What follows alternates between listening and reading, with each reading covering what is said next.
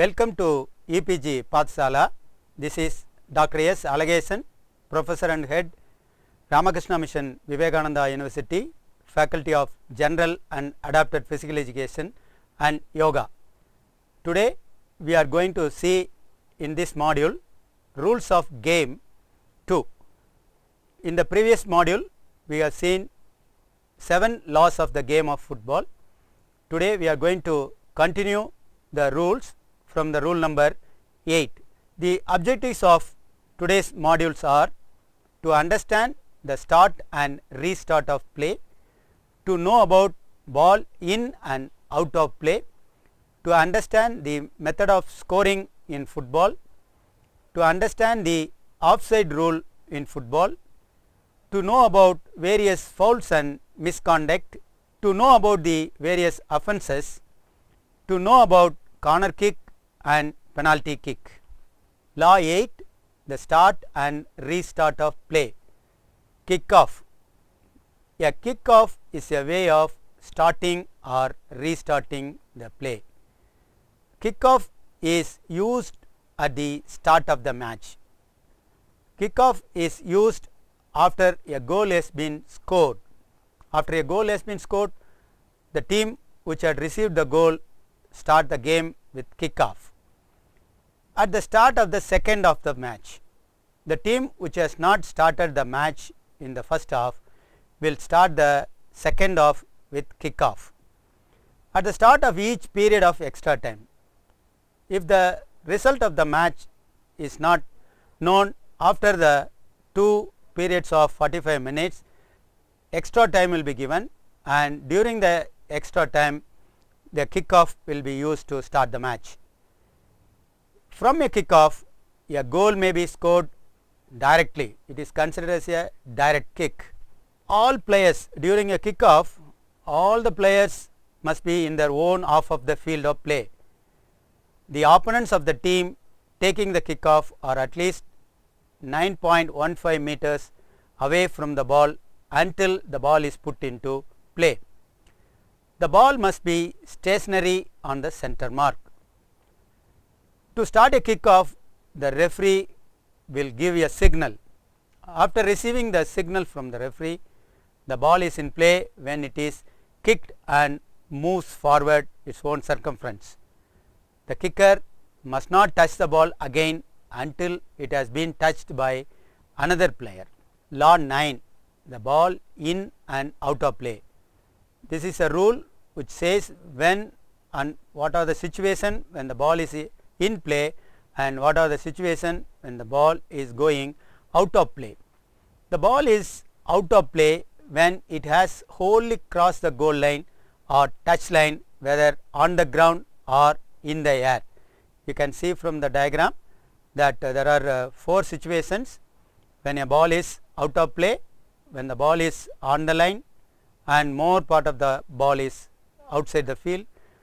Even a small part of the ball is on the line, it is not out of play, it is considered as ball in play. The play has been stopped by the referee. If the game is stopped by the referee, the ball is automatically become out of play. Ball in play. The ball is in play at all other times, including when it rebounds off a goal post, crossbar or corner flag post and remains in the field of play. The ball rebounding from a goal post or a corner flag post is considered the ball is in play. The ball is in play when it rebounds off either the referee or an assistant referee when they are on the field of play. Law 10, the method of scoring. How a goal is scored in football is explained in the law, the method of scoring. A goal is scored when the whole of the ball passes over the goal line, between the goal posts and under the crossbar without any infringement by the team scoring the goal. You can see in the picture the ball has completely crossed the goal line and under the crossbar within the goal post. The ball, whether it is on the ground or in the air, it is considered as a goal has been scored. How to decide a winning team? The team scoring the greater number of goals during a match is the winner. if both teams score an equal number of goals or if no goals are scored, the match is drawn. Goal line technology. GLE systems may be used for the purpose of verifying whether a goal has been scored to support the referee's decision. Sometimes the referee is not able to see whether the ball has crossed the goal line. At that time, the goal line technology will be useful. The use of goal line technology must be stipulated in the respective competition rules. Law 11. Offside. A player is in an offside position if he is nearer to his opponent's goal line than both the ball and the second last opponent. A player is not in an offside position if he is in his own half of the field of play, or he is level with the second last opponent, or he is level with the last two opponents. A player in an offside position is only penalized if at the moment the ball touches or is played by one of his team, he is, in the opinion of the referee, involved in active play by interfering with play or interfering with an opponent or gaining an advantage by being in that position. That means, even though he is in an offside position, if he is not interfering with the play or gaining an advantage, it is not offside. You can see in the picture how he interferes with the play. So, he will be able to receive the ball, means he will be interfering with the play. Now, he will be offside. Interfering with opponent. When the ball is kicked towards the goal, the teammate is interfering the goalkeeper from saving the ball. So, here it is offside. Gaining advantage. So, here the player is not directly receiving the ball from his teammate. By when he kicks the ball forward, the ball is rebounded from the goal post and his teammate is able to receive the ball and score. In that case, he is pulled for offside. No offence. When a player will not be offside. There is no offside offence if a player receives the ball directly from a goal kick, a throw in, a corner kick. In these three situations, there will be no offside rule. Law 12. Fouls and misconduct. This rule is a very important rule because it directs the players what they have to do in the field and what they should not do in the field. A direct free kick. A direct free kick is awarded to the opposing team if a player commits any of the following 7 offences. Kicks or attempts to kick an opponent. So, kicking is an offence, that is, no player should kick an opponent. Trips or attempts to trip an opponent, jumps at an opponent, charges an opponent, strikes or attempts to strike an opponent, pushes an opponent, tackles an opponent.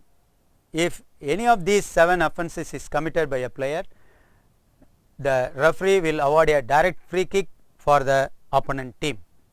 A direct free kick is also awarded to the opposing team if a player commits any of the following 3 offences: holds an opponent, spits at an opponent, handles the ball deliberately except for the goalkeeper within his own penalty area. Including these 3 offences, totally 10 offences have been given which are chargeable for direct free kick. Penalty kick. When a penalty kick will be awarded for the opponent team. A penalty kick is awarded if any of the above 10 offences is committed by a player inside his own penalty area irrespective of the position of the ball.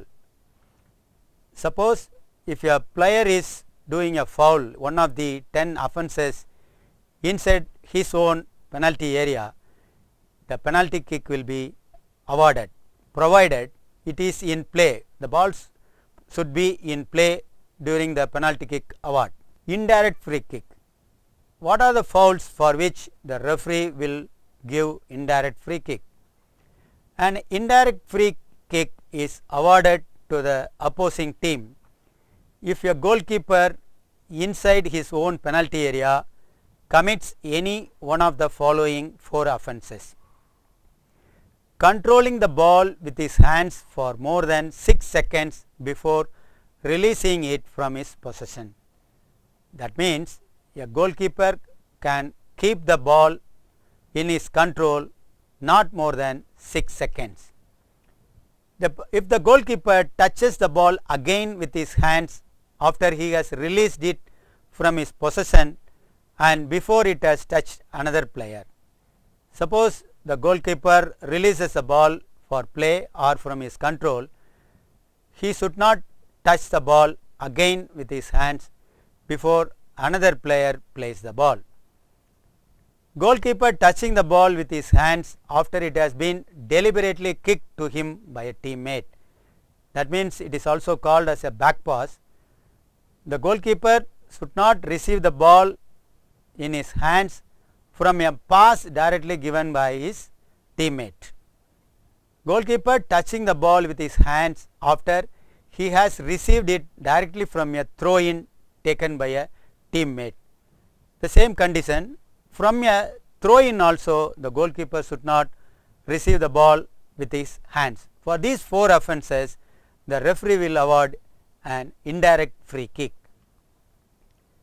An indirect free kick is also awarded to the opposing team if, in the opinion of the referee, a player plays in a dangerous manner, impedes the progress of an opponent, prevents the goalkeeper from releasing the ball from his hands, and commits any other offence not previously mentioned in Law 12, that is fouls and misconduct, for which play is stopped to caution or send off a player.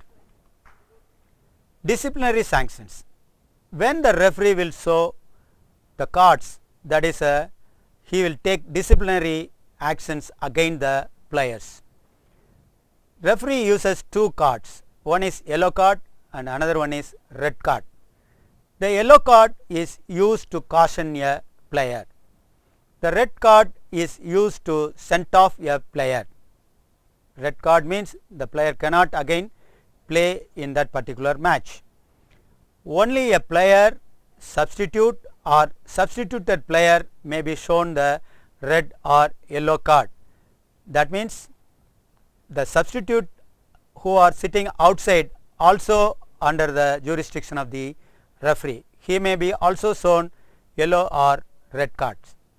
The referee has the authority to take disciplinary sanctions from the moment he enters the field of play until he leaves the field of play after the final whistle. Cautionable offence. What are the offences the referee can caution the player? A player is cautioned and shown the yellow card if he commits any of the following 7 offences: unsporting behavior, dissent by word or action, not agreeing the decision of the referee, persistent infringement of the laws of the game, continuously infringing the laws. For example, during a free kick or direct kick, the player is not standing 9.15 meters away from the ball. Delaying the restart of play. For example, during a throw-in, the player is not allowing the player opponent to restart the game with a throw-in. Failure to respect the required distance when play is restarted with a corner kick, free kick or throw-in. That is already I explained. The player refusing to stand 9.15 meters away from the ball during corner kick, free kick or throw in. Entering or re-entering the field of play without the referee's permission. If a player goes out for any injury or some other purpose, he should re-enter the field only with the permission of the referee. Deliberately leaving the field of play without the referee's permission. A player also cannot leave the field deliberately during the play without referee's permission. These are the cautionable offence. Sending off offence. When a player can be permanently suspended for that game by showing a red card. A player, substitute or substituted player is sent off if he commits any of the following 7 offences: serious foul play, violent conduct, spitting at an opponent or any other person, denying the opposing team a goal or an obvious goal scoring opportunity by deliberately handling the ball. This does not apply to a goalkeeper within his own penalty area. Denying an obvious goal scoring opportunity to an opponent moving towards the player's goal by an offence punishable by a free kick or a penalty kick. Using offensive, insulting or abusive language and or gestures. Receiving a second caution in the same match. Suppose a player has received an yellow card. If he is doing a same foul again, it will be a second cautionable offence. In that situation also he will be sent off from the field of play. Law 13. Free kick. There are 2 types of free kick. One is direct free kick and another one is indirect free kick. What is direct free kick? When the ball enters the goal, if a direct free kick is kicked directly into the opponent's goal, a goal is awarded. If a direct free kick is kicked directly into the team's own goal, a corner kick is awarded to the opposing team. That means from the direct free kick you can score a goal only into the opponent's goal which is kicked directly. The indirect free kick. The signal for indirect free kick. If the referee gives an indirect free kick, he will show a signal. The referee indicates an indirect free kick by raising his arm above his head. He maintains his arm in that position until the kick has been taken and the ball has touched another player or goes out of play. During indirect free kick, if the ball enters the goal, what will happen? A goal can be scored only if the ball subsequently touches another player before it enters the goal. That means from a indirect free kick there will be no goal scored directly. If an indirect free kick is kicked directly into the opponent's goal, a goal kick is awarded. It will be considered as the ball has crossed the goal line and the game is restarted with a goal kick.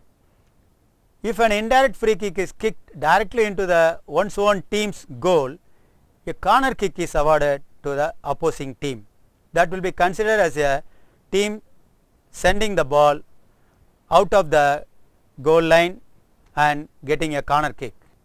What is the procedure for taking a free kick, either direct or indirect? For both direct and indirect free kicks, the ball must be stationary. When the kick is taken and the kicker must not touch the ball again, that means he should not touch the ball second time until it has touched another player, either his own teammate or an opponent. Position of free kick. During the free kick, where the opponent should stand. Free kick inside the penalty area. Whether it is direct or indirect free kick to the defending team, all opponents must be at least 9.15 meters from the ball. All opponents must remain outside the penalty area until the ball is in play. The ball is in play when it is kicked directly out of the penalty area. Suppose the ball has not crossed the penalty area, the kick will be retaken again. Until the ball crosses the penalty area, the ball is not in play. A free kick awarded in the goal area may be taken from any point inside that area.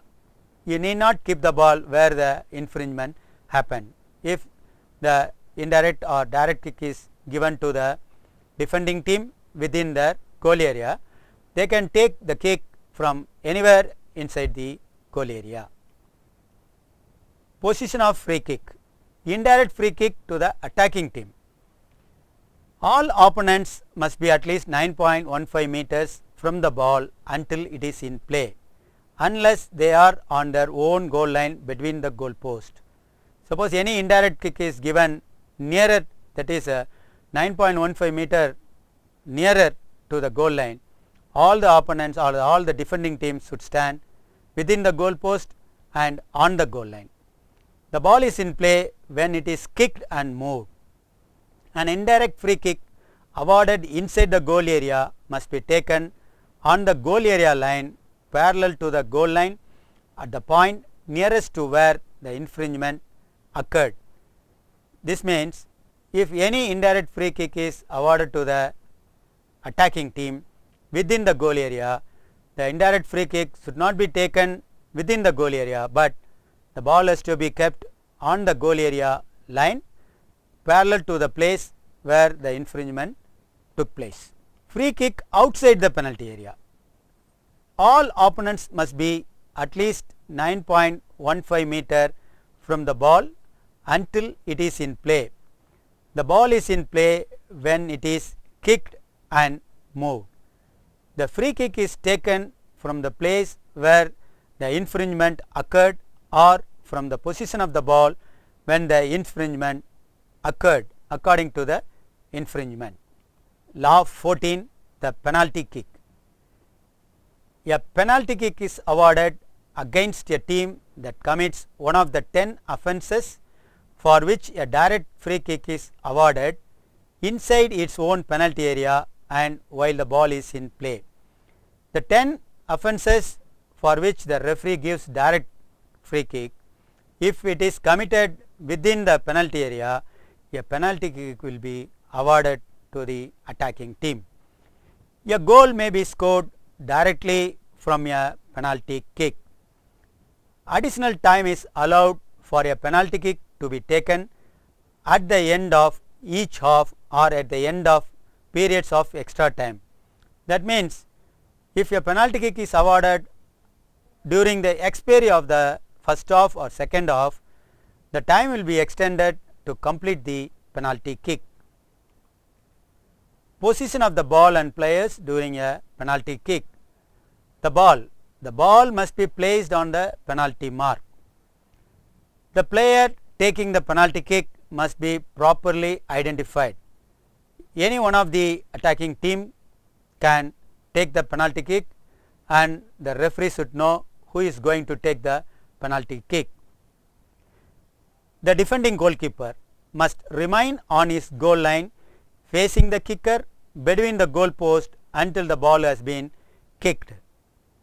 The players other than the kicker must be located inside the field of play but outside the penalty area. Both the team players other than the goalkeeper and the player who is going to take the penalty kick all should stand outside the penalty area, and also they should stand behind the penalty mark if they are standing outside the penalty area by the side of the line, and they should be at least 9.15 meters from the penalty mark. You can see in the picture that goalkeeper is standing on the line. A player in red jersey has been identified as a kicker and all the other players of both the teams are standing outside the penalty area. Procedure: how to take a penalty kick, and referee how he will conduct the penalty kick.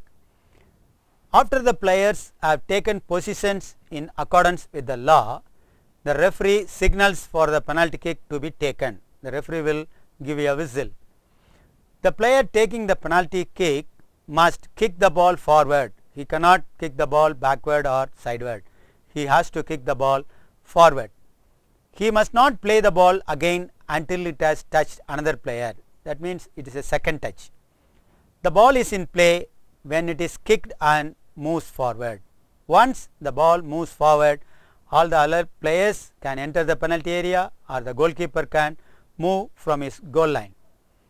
When a penalty kick is taken during the normal course of play or time has been extended at half time or full time, to allow a penalty kick to be taken or retaken, a goal is awarded if before passing between the goal post and under the crossbar, the ball touches either or both of the goal post and the crossbar and the goalkeeper.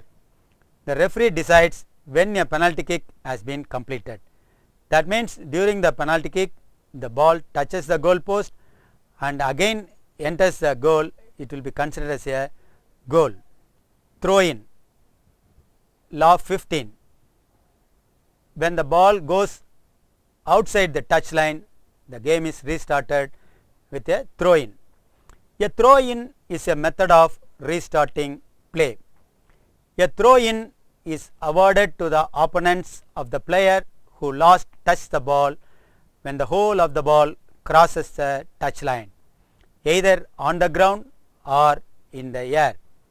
A goal cannot be scored directly from a throw in. You cannot score a goal from a throw in. Procedure. What are the procedure one has to follow during the throw in? At the moment of delivering the ball, the thrower should face the field of play.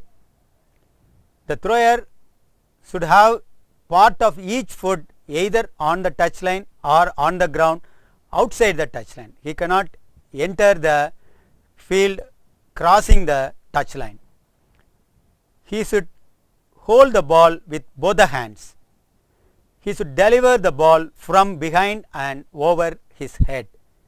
He should deliver the ball from the point where it left the field of play. During the throw in, all opponents must stand not less than 2 meters from the point at which the throw in is taken. The ball is in play when it enters the field of play. After delivering the ball, the thrower must not touch the ball again until it has touched another player.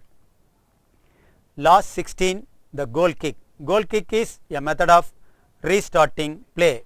When the ball crosses the goal line, the game is restarted with a goal kick. A goal kick is awarded when the whole of the ball passes over the goal line, either on the ground or in the air, having last touched a player of the attacking team, and a goal is not scored in accordance with law 10, that is method of scoring. A goal may be scored directly from a goal kick, but only against the opposing team.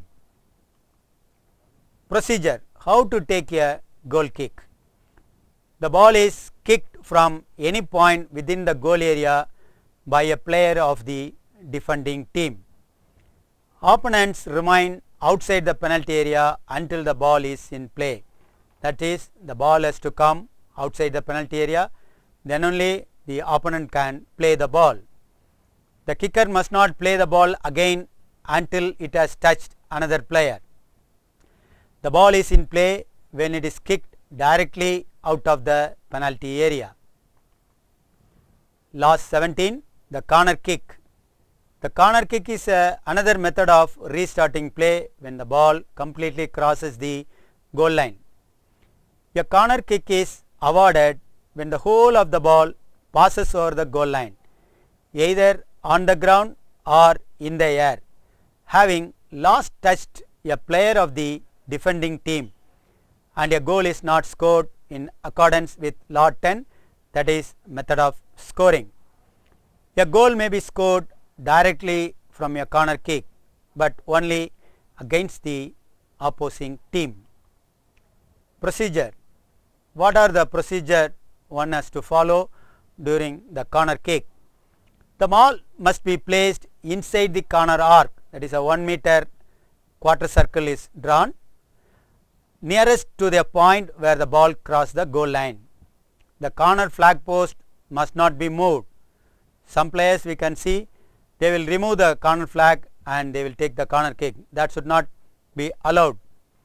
Opponents must remain at least 9.15 meters from the corner arc until the ball is in play. To indicate 9.15 meter distance, a small mark is made on the goal line outside the play field 9.15 meters from the corner flag post. The ball must be kicked by a player of the attacking team. The ball is in play when it is kicked and moved.